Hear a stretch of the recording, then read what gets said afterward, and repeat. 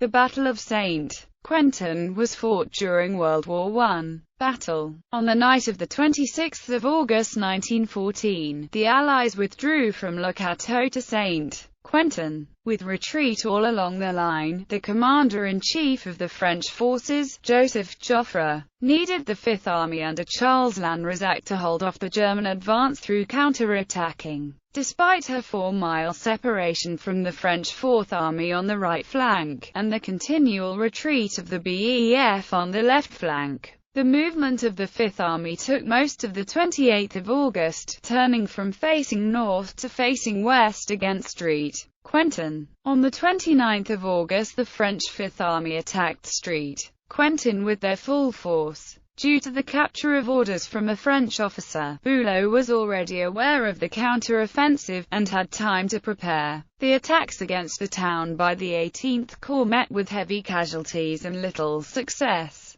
But 10th and 3rd Corps on the right were rallied by the commander of 1st Corps, Louis Franchet d'Espery. Advances on the right were made successfully against Guise, and forced the Germans, including Bülow's elite units of the Guards Corps, to fall back. That night, Joffre issued orders for Lanrezac to resume his retreat and destroy the bridges to the Oise as he fell back. The orders did not reach the Fifth Army until the morning of the 30th of August, and the retreat began several hours late.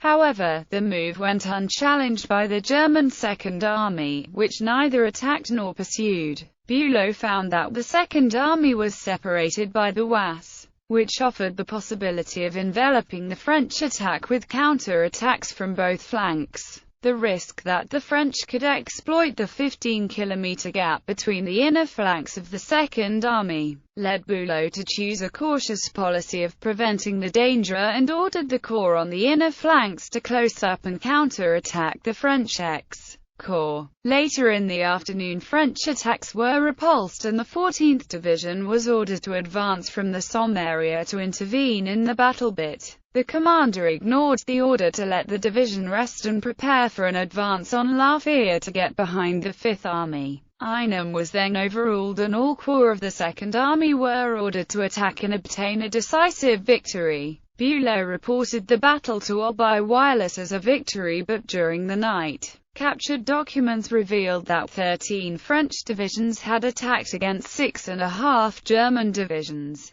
Bülow sent a staff officer to the German First Army and Alexander von Kluck to request support for the attack on the 30th of August. Doubts emerged that the Guard Corps could attack in the morning due to exhaustion, and the commander was authorized to withdraw behind the Oise if necessary. The possibility of enveloping the French left flank had passed, and operations for local advantage were ordered for the morning. The French resumed the offensive on the morning of the 30th of August, but managed only disjointed attacks, which were repulsed, and German counter-attacks began before noon. The terrain in the Oise Valley was marshy, cut by deep streams and covered by underbrush, with rising ground beyond. German infantry made slow progress amidst extensive artillery bombardments by both sides. By early afternoon, aircraft reconnaissance reports showed that the French had begun to withdraw behind rear guards, and Bülow ordered a pursuit by small infantry parties, with field artillery, while the main force paused to rest, due to exhaustion and to concern that the fortress of La Fère obstructed a general advance and should be masked, while the First Army enveloped the French from the west and then attacked on the 1st of September. The Second Army, pursued by small forces, took only 4 guns, 16 machine guns and c. 1,700 prisoners.